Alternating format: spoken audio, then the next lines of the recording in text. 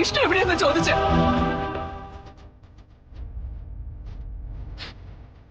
അയ്യോ അവനെന്തോ അപകടം പറ്റിയിട്ടുണ്ട്. നീ നിന്റെ പോലീസുകാരും കൂടെ എന്റെ മോനെ കൊലക്കി കൊടുത്തോ? സത്യൻ എന്തൊക്കെയാ പറയുന്നത്? ഞാനീ പറയുന്നത് നടന്ന സത്യമാ. വിഷ്ണുവിന്റെ ശത്രുക്കളല്ല, നിന്റെ ശത്രുക്കൾ കാരണം എന്റെ മകൻ എത്താത്തത്, എന്റെ മകൻ എന്റെ അടുത്ത് എത്താത്തത്. പറ, അവനെപ്പോ എന്റെ അടുത്ത് വരും? സത്യമേ, വിഷ്ണുവിനെ കണ്ടെത്താൻ വേണ്ടിയല്ലേ നമ്മളെല്ലാം ശ്രമിച്ചുകൊണ്ടിരിക്കുന്നത്. ഇവിടെ വലിയ കളക്ടറല്ലേ? എന്നിട്ട് നമ്മുടെ മകൻ എവിടെയാണെന്ന് പറയാൻ അവൾക്ക് പറ്റുന്നില്ല. എനിക്കിപ്പോ അറിയണം എന്റെ മകൻ എവിടെയാ. സത്യമേ, വിഷ്ണുവിന് ഒരു ആപത്തും വരില്ല. നാളെ ഞാൻ ഇവിടുന്ന് പോയാ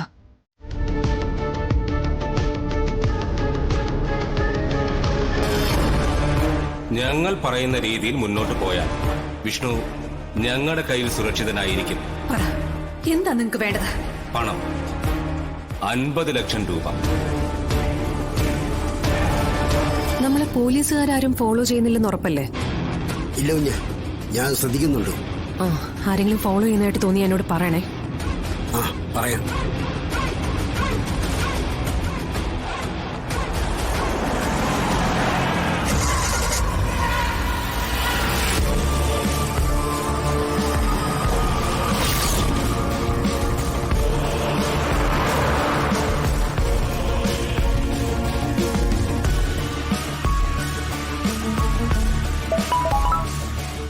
എന്താണോ സർ? കളക്ടർ വാഹനം കടന്നുപോയിട്ടുണ്ട്. ഞങ്ങൾ പിന്തുടരണോ? ആ വാഹനത്തെ ഫോളോ ചെയ്യുവാണെന്ന് ഒരിക്കലും സംശയിക്കാത്ത രീതിയിൽ വേണം മുന്നോട്ട് പോവാൻ. സംശയിച്ച ഈ ഓപ്പറേഷൻ സക്സസ് ആവുകയില്ല. അവന്മാര് നമ്മുടെ കയ്യിൽ നിന്ന് വഴുതി പോവുകയും ചെയ്യും. നമ്മൾ കളക്ടറെ പിന്തുടരുന്നുണ്ടെന്ന കാര്യം കളക്ടർക്ക് അറിയാവുന്നല്ലേ സർ? അതറിയാവുന്നതാണ്, പക്ഷേ അത് അവന്മാരറിയാതിരിക്കാനുള്ള മുൻകരുതലുകൾ നമ്മൾ എടുക്കണമെന്ന്. Okay sir. കളക്ടർക്ക് പിന്നിൽ നമ്മൾ ഉണ്ടെന്ന കാര്യം അറിയാതെ വേണം നമ്മൾ മുന്നോട്ട് പോകാൻ.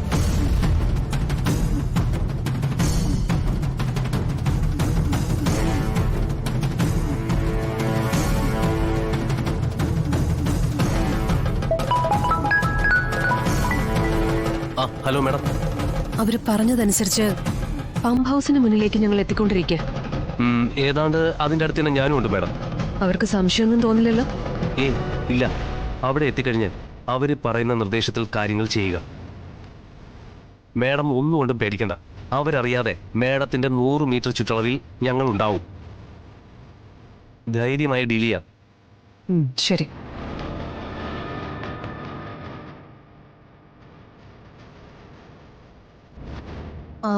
പമ്പ് ഹൗസിന് മുന്നിൽ കാറ് നിർത്തിയാൽ മതി.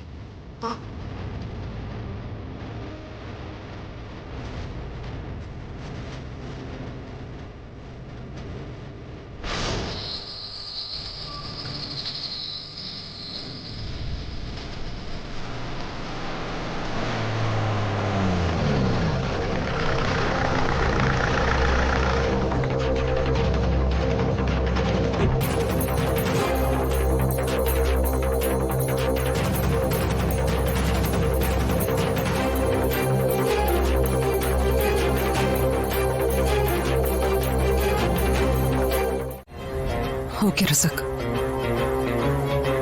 രാമേട്ട, വണ്ടി എടുക്ക.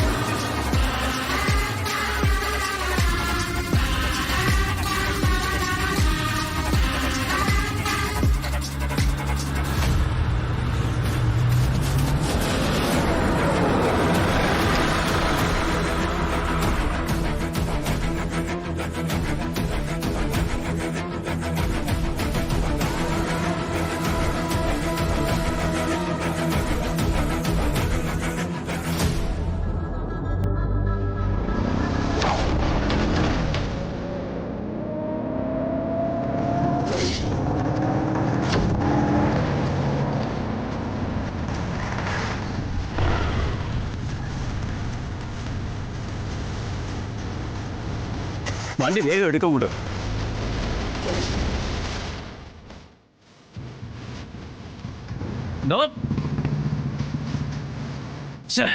അമ്മ ഒരു പണി പറ്റിച്ചല്ലോ. വണ്ടി എടുക്കണോ? പോട്ടെ.